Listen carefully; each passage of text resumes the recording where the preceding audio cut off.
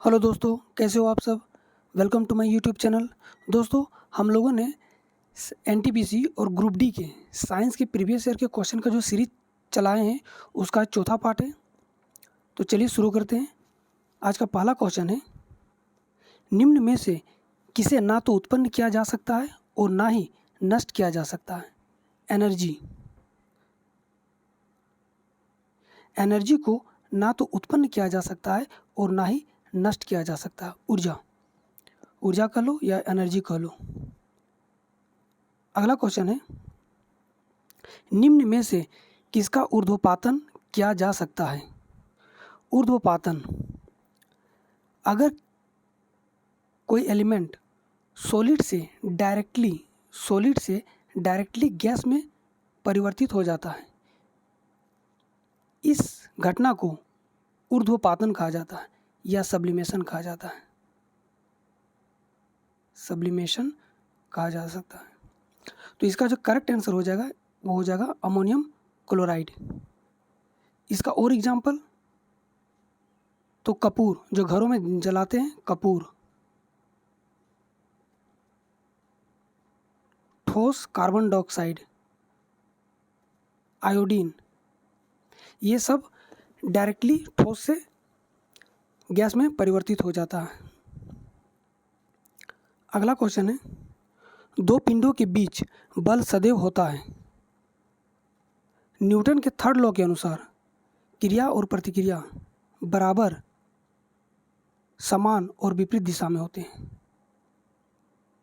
इसका correct answer हो जाएगा समान और विपरीत दिशा में। अगला क्वेश्चन है, निम्नलिखित में से कौन सा समूह में शामिल सर्वाधिक ऊष्मारोधी है। देखिए, ऊष्मारोधी जो नन मेटल होते हैं, जिसे बैड कंडक्टर कहा जाता है, वो ऊष्मारोधी होते हैं। कंडक्टर सबसे ज़्यादा ऊष्मा को अपने से पास होने देगा, मतलब ये हीट का गुड कंडक्टर होता है। सेमी कंडक्टर उसके बाद आता है और बैड कंडक्टर सबसे लास्ट में। बैड कंडक्टर से ऊष्मा नाम मात्र का एकदम थोड़ा सा पास होता है या फिर ना के बराबर पास होता है। तो तांबा ये मेटल है, चांदी ये मेटल है, एल्युमिनियम ये मेटल है, इस सब से ऊष्मा पास हो सकता है। लेकिन प्लास्टिक, एबोनाइट, कपास, बेकेलाइट, शुष्क हवा और रबड़, इन सब से ऊष्मा बहुत कम मात्रा में पास होता है। इसका करेक्ट आंसर हो जाएगा बी।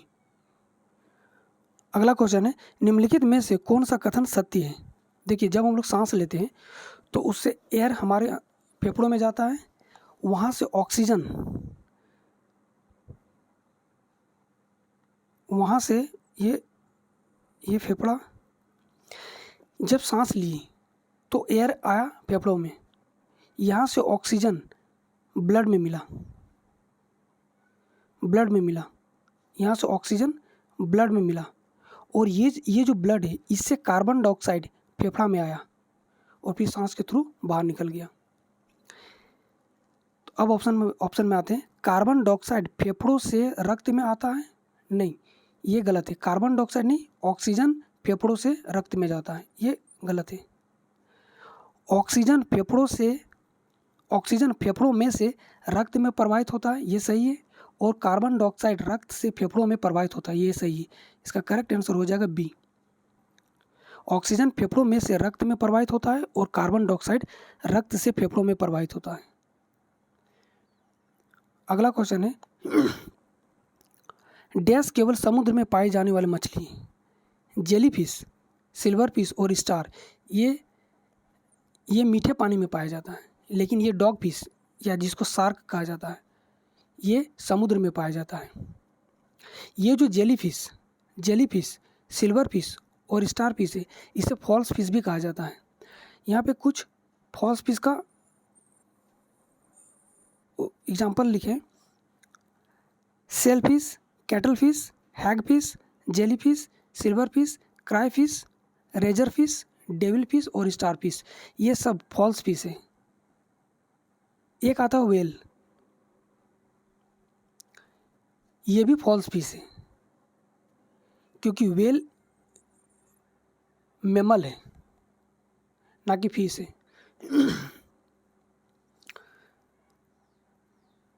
चलिए अगला क्वेश्चन में आते हैं। धातु के संबंध में निम्नलिखित में से कौन सा सही है? देखिए, धातु के जो बाहरी कक्षा होते हैं उसमें संयोजी इलेक्ट्रॉनों की संख्या या तो 1 हो सकती है, या तो 2 हो सकती है, या तो 3 हो सकती है, या किसी किसी केस में 4 भी होती है। तो ये धातु होगा। अगर सिर्फ उसके आउटर मोस्ट ऑर्बिट में 4 संयोजी इलेक्ट्रॉन हैं तो वो सेमीकंडक्टर होगा। अगर 5, 6 और 7 होगा तो ये नॉन कंडक्टर होगा, या फिर बैड कंडक्टर कह लो, या फिर बैड कंडक्टर होगा इसका। तो इसका जो करेक्ट आंसर हो जाएगा वो हो जाएगा धातुओं की उनके बाहरी कक्षा में 1 से लेकर 4 संयोजी इलेक्ट्रॉन होते हैं। अगला क्वेश्चन है, समुद्र तल पर पर्यावरणीय दाब डैश एटीएम होता है। तो समुद्र तल पर पर्यावरणीय दाब 1 एटीएम के बराबर होता है। 1 एटीएम होता है, और 1 एटीएम एटमॉस्फेरिक प्रेशर बराबर होता है 1.01 इंटू 10⁵ पास्कल। अगला क्वेश्चन है, 1 जूल बटे 1 सेकेंड। देखिए जूल, ये जूल होता है वर्क का या फिर एनर्जी का, सेकेंड टाइम का। तो कार्य करने की दर को शक्ति कहते हैं या फिर पावर कहते हैं। हम लोग जानते हैं पावर बराबर क्या होता है, work done divided by time, या फिर पावर बराबर ये भी होता है एनर्जी बटे टाइम। अगला क्वेश्चन है, जिस तरह बैरोमीटर दाब से संबंधित है ठीक उसी तरह सिस्मोग्राफी भूकंप से संबंधित होगा। अगला क्वेश्चन है, आवृत्ति बीजों के प्रजनन अंग डैश में उपस्थित होते हैं। देखिए, जो एंजियोस्पर्म वर्ग के जितने भी प्लांट आते हैं इन सब में फ्लावर होते हैं। इन सब में फ्लावर पाया जाता है, और जिसमें फ्लावर पाया जाता है उसमें प्रजनन अंग या फिर रिप्रोडक्टिव ऑर्गन फूल में पाया जाता है। इसका रिप्रोडक्टिव ऑर्गन कहाँ पाया जाएगा? फूलों में। अगला क्वेश्चन, एक पत्थर किसी स्प्रिंग तुला पर बांधा हुआ है।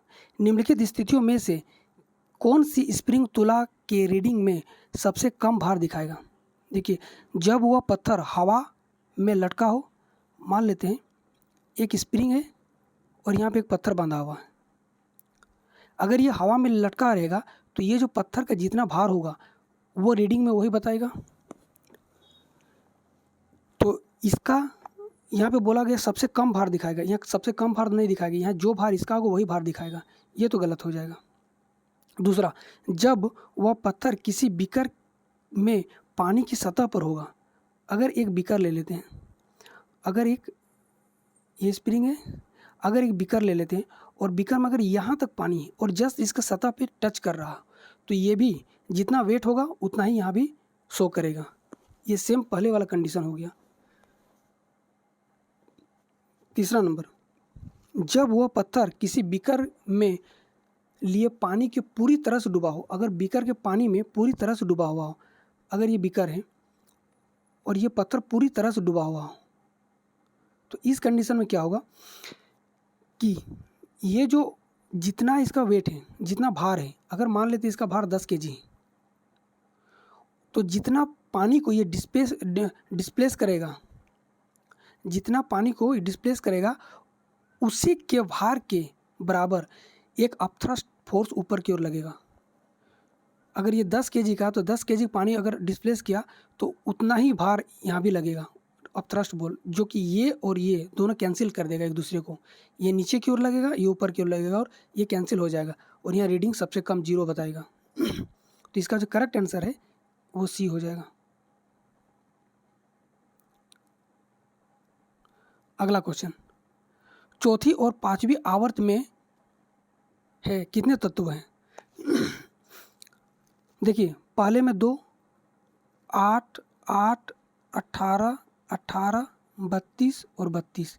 देखिए पहले में 2, दूसरे में 8, तीसरे में 8, चौथे में 18 और पाँचवें में 18। हम पूछा गया चौथे और पाँचवें में, तो दोनों में 18 18 होगा। इसका करेक्ट आंसर हो जाएगा 18। निम्नलिखित में से कौन सा कथन सत्य है? स्थान के अनुसार किसी वस्तु का द्रव्यमान और भार बदलता है। देखिए द्रव्यमान फिक्स रहता है, भार बदल सकता है, ये गलत हो जाएगा। ये तो भार बदलता है, समान नहीं रह सकता है। बी में भिन्न स्थानों पर किसी वस्तु का द्रव्यमान और भार समान रहता है, ये तो सेम हो गया, ये भी नहीं होगा। द्रव्यमान समान होगा, भार समान नहीं रहेगा। स्थान के अनुसार किसी वस्तु का द्रव्यमान बदलता है, द्रव्यमान कभी नहीं बदलता, ये भी गलत हो जाएगा। किसी वस्तु का द्रव्यमान समान रहता है, ये सही है, जबकि स्थान के अनुसार भार बदलता है, ये सही हो जाएगा। ये इसका करेक्ट आंसर हो जाएगा। अगला क्वेश्चन है, सार्वत्रिक गुरुत्वाकर्षण नियतांक जी की खोज किसने की थी? देखिए जी की जो खोज है, सार्वत्रिक गुरुत्वाकर्षण नियतांक जी की खोज किया था न्यूटन ने। इसका करेक्ट आंसर हो जाएगा न्यूटन। और जी का जो मान है, जी का जो मान है 6.67 इंटू 10⁻⁻11 न्यूटन मीटर स्क्वायर पर केजी स्क्वायर। ये मीटर स्क्वायर है, न्यूटन मीटर स्क्वायर पर केजी स्क्वायर। ये दिया था हेनरी कैवेंडिश ने। देखिए जी को डिस्कवर किया था, खोजा था न्यूटन ने, और उसका मान दिया था हेनरी कैवेंडिश ने। गुरुत्वाकर्षण द्वारा किया गया कार्य किस पर निर्भर करता है? देखिए गुरुत्वाकर्षण द्वारा किया गया कार्य वस्तु के आरंभिक और अंतिम अवस्थाओं की ऊर्ध्वाधर ऊंचाइयों पर निर्भर करता है।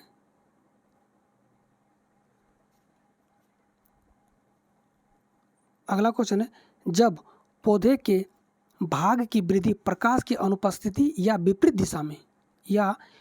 दिशा में होती है, तो इस क्रिया को कहा जाता है, इस क्रिया को कहा जाता है ऋणात्मक प्रकाशानुवर्तन। ऋणात्मक प्रकाशानुवर्तन।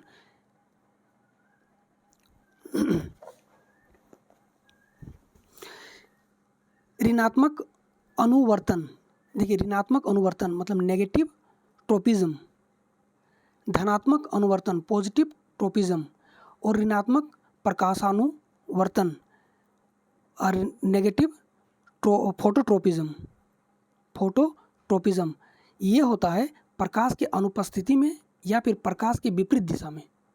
लेकिन धनात्मक प्रकाशानुवर्तन या फिर पॉजिटिव फोटोट्रोपिज्म ये होता है जिस ओर प्रकाश रहेगा उसी ओर पौधा झुक जाता है।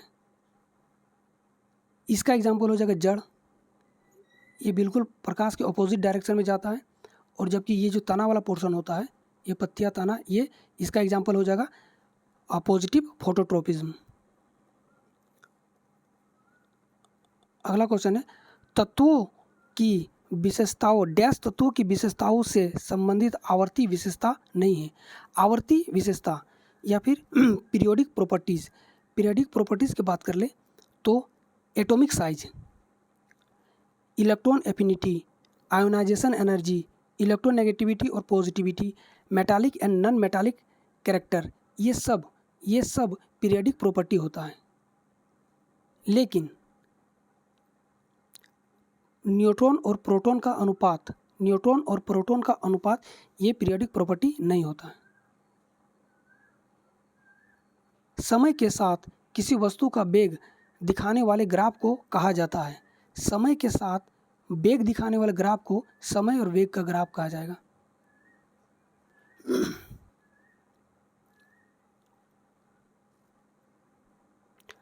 किसी मिश्र धातु की एक धातु यदि मरकरी है तो वह धातु है। अगर किसी भी मिश्र धातु में अगर एक मरकरी होगा तो उसे अमलगम कहा जाएगा। कांसा, ब्रॉन्ज और पीतल, ब्रास, ये किसका मिश्र धातु है? ये कॉपर और टीन का है। पीतल, ब्रास, ये किसका मिश्र धातु है? कॉपर और जिंक का। सोल्डर या फ्यूज़, ये होता है प्लम्बम यानी कि शीशा और टीन का। सोल्डर या फिर जिससे घरों में फ्यूज़ तार बनाया जाता है वहाँ पे यूज़ किया जाता है इसका। और फ्यूज़ को घरों में सीरीज में लगाया जाता है, सीरीज कॉम्बिनेशन में लगाया जाता है। कोयले और पेट्रोलियम के दहन से डैश के ऑक्साइड का निर्माण होता है।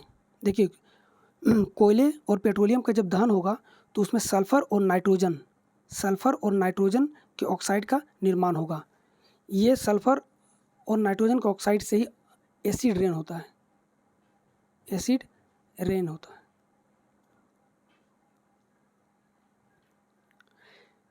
एक गोलाकार दर्पण जिसकी त्रिज्या r है की फोकस दूरी की क्या होगी?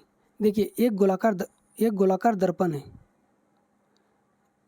मान लीजिए एक कोई गोला है, इसको अगर बीच से काट दें और इसका एक पोर्शन इस तरह से अगर निकाल लिया जाए, अगर इसके इस ओर पेंट कर दिया जाता है तो ये जो दर्पण होगा इसको कहा जाता है अवतल दर्पण या कनकेव मिरर। या इसी को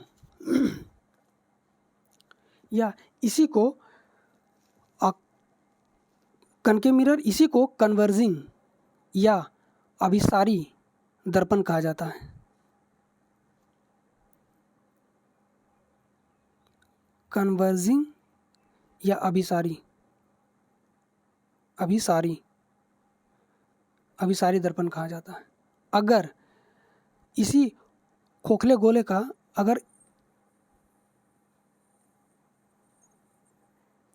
इस पोर्शन को अगर अंदर की ओर रंग दिया जाता है, अगर अंदर की ओर पेंट कर दिया जाता है, तो ये जो दर्पण बनेगा, ये दर्पण हो जाएगा उत्तल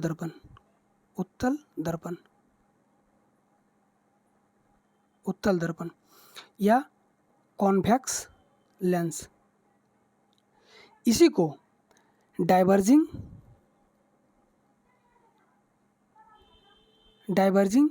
या अपसारी दर्पण भी कहा जाता है। यहाँ पे पूछा गया है कि अगर कोई गोलीय दर्पण है, अगर इसकी त्रिज्या r है, रेडियस अगर r मान लेते हैं, अगर उसकी त्रिज्या r मान लेते हैं और उसकी फोकस दूरी, ये फोकस हो गया, इसको अगर f मान लेते हैं तो फोकस दूरी कितनी होगी? तो फोकस दूरी पूछा गया, फोकस दूरी इज इक्वल टू, तो f इज इक्वल टू क्या हो जाएगा? f इज इक्वल टू ये r का आधा है यानी कि r/2, तो फोकस दूरी बराबर हो जाएगा क्या? r/2।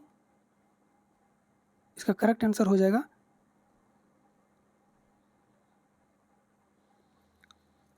अगला क्वेश्चन है, कार्बन डाइऑक्साइड के 10 मोल का द्रव्यमान कितना होगा? देखिए, 1 मोल का पहले द्रव्यमान निकाल लीजिए, उसे मल्टीप्लाई कर देंगे 10 को। कार्बन इसका होता है 12, ऑक्सीजन का होता है 16 और इस तरह से 2 है, 16 दूगनी 32। अगर इसको हम जोड़ते हैं 44, अब इसको 10 मोल से तो 10 440 ग्राम। कार्बन डाइऑक्साइड के 10 मोल का द्रव्यमान 440 ग्राम हो जाएगा। लोहे की कील का घनत्व पानी के घनत्व से अधिक होता है, इसी कारण जो लोहे का कील है वो पानी में डूब जाता है, अधिक होगा।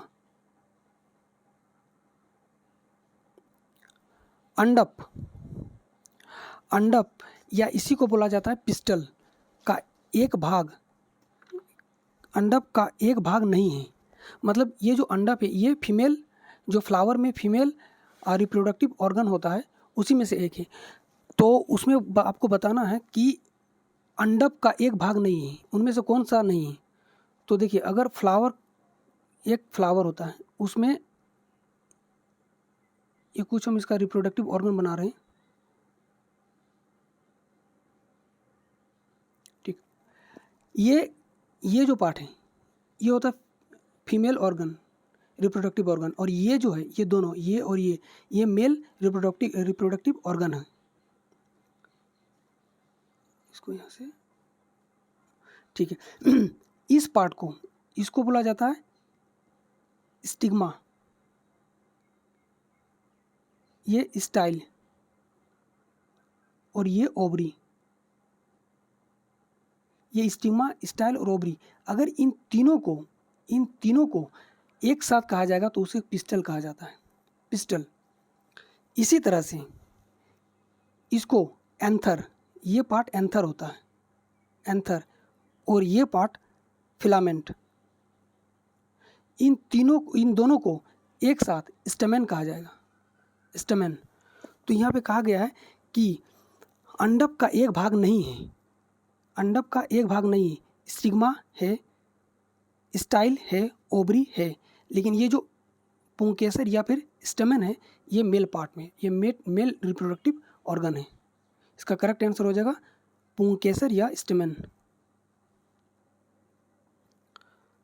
अगला क्वेश्चन है, मानव के नर युग्मक निम्न में से कौन से गुणसूत्र का वाहक होता है? मानव के नर, मेल और फीमेल। देखिए, मेल में एक्स और वाई दो क्रोमोसोम्स होते हैं और इसमें एक्स और एक्स क्रोमोसोम होते हैं। अगर ये एक्स इस एक्स के साथ मिला तो गर्ल बेबी होगी, और अगर इसका वाई इसके एक्स के साथ मिला तो ये बॉय बेबी होगा। तो यहाँ कहा गया है कि नर युग्मक में निम्न में से कौन सा गुणसूत्र होगा? या तो एक्स एक बार में आएगा, या तो वाई एक बार में आएगा, या तो एक्स या तो वाई, या तो एक्स या तो वाई। दोनों एक साथ नहीं जा सकता है, दोनों एक साथ नहीं आ सकते, या तो एक बार एक्स आएगा या फिर वाई आएगा। निम्नलिखित में से किस तत्व का आयन सबसे बड़ा है? क्वेश्चन में पूछा गया कौन सा तत्व सबसे बड़ा है इनमें से। आयन का मतलब उसका वो, ये तत्व कौन सा तत्व बड़ा है? अगर पीरियोडिक टेबल में देखें तो sodium 11, magnesium 12, aluminium 13 atomic number, और ये सिलिकॉन का 14 एटॉमिक नंबर होता है। अगर थर्ड रो की बात कर लें, थर्ड रो में ये सारे एलिमेंट आते हैं, थर्ड रो में पहला, दूसरा, ये तीसरा में, और सबसे पहले सोडियम, फिर मैग्नीशियम, फिर इधर लास्ट में एल्युमिनियम और सिलिकॉन। हम लोग जानते हैं कि अगर पीरियोडिक टेबल में लेफ्ट से राइट की ओर बढ़ते हैं, लेफ्ट से राइट की ओर बढ़ते हैं तो साइज घटता है, और टॉप टू बॉटम की ओर आते हैं तो साइज बढ़ता है। तो अगर लेफ्ट टू राइट की ओर जा रहे हैं तो साइज घटेगा। तो सबसे बड़ा साइज सोडियम का, उससे छोटा मैग्नीशियम का, उससे छोटा एल्युमिनियम का, उससे छोटा सिलिकॉन का। तो सबसे बड़ा साइज पूछा है, सबसे बड़ा आयन किसका होगा? सोडियम का। इसका करेक्ट आंसर हो जाएगा सोडियम।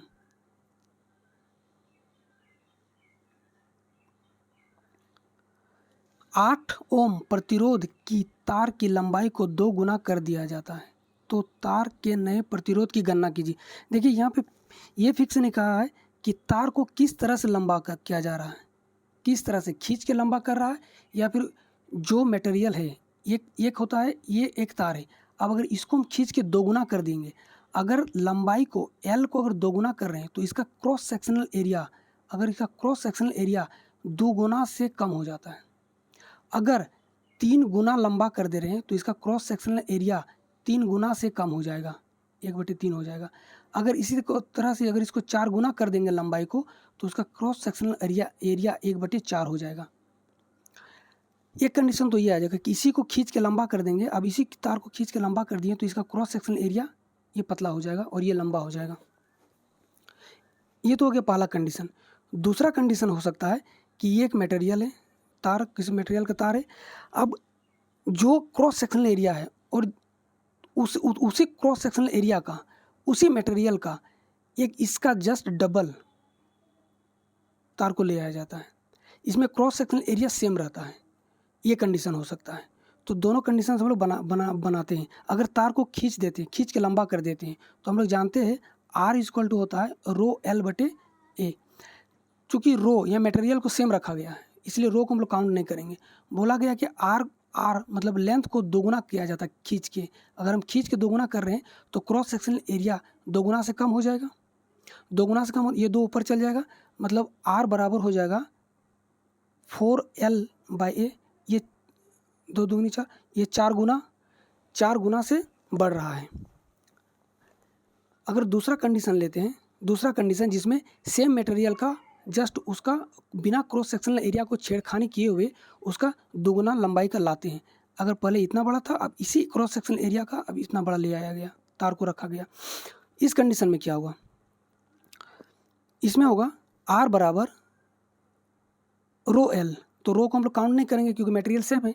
L को दोगुना कर रहे हैं, क्रॉस सेक्शनल एरिया को कोई छेड़खानी नहीं किया जा रहा, ये को यही रख दे रहे हैं। तो ये R जो होगा 2 गुना से बढ़ेगा। इसके अनुसार आंसर ये होना चाहिए, इसके अनुसार। लेकिन क्वेश्चन में कहा नहीं गया कि तार को, ये जो तार है उसी मटेरियल का बिना क्रॉस सेक्शनल एरिया को छेड़खानी किए हुए दूसरा तार उसी मटेरियल का लाया जा रहा है जो उससे 2 गुना लंबा है। इसलिए इस क्वेश्चन को स्किप कर दीजिए एग्ज़ाम में, क्योंकि ये क्वेश्चन पूरी तरह से बताया नहीं गया है। अगला क्वेश्चन है, 5वीं आवर्त का धात्विक तत्व है। देखिए ये आपको याद रखना पड़ेगा। 5वीं आवर्त का धात्विक तत्व रुबिडियम होता है, ये आपको याद करना पड़ेगा। अगला क्वेश्चन है और आज का आखिरी क्वेश्चन, ये एक रिएक्शन दे दिया गया है, समीकरण दिया गया और बताना है कि इस समीकरण में डैश अभिक्रिया का उदाहरण है, किस अभिक्रिया का उदाहरण है। देखिए ये जो प्लम्बम है, शीशा, इसका जो आप रिएक्टिविटी टेबल जब पढ़ेंगे तो शीशा का रिएक्टिविटी कॉपर से ज़्यादा होता है। इस कारण से ये जो शीशा है प्लम्बम है, ये कॉपर को डिस्प्लेस कर देता है, विस्थापित कर देता है अपनी जगह से, और वो PbCl2 बना देता है और कॉपर अलग हो जाता है। तो इसका जो करेक्ट आंसर हो जाएगा वो विस्थापन अभिक्रिया हो जाएगा। गाइज आज यहीं तक। ये सेशन कैसा लगा? अगर वीडियो अच्छा लगा तो लाइक कीजिएगा, चैनल को सब्सक्राइब कर दीजिए, ज़्यादा से ज़्यादा शेयर कर दीजिए। वीडियो देखने के लिए थैंक यू। जय हिंद, जय भारत।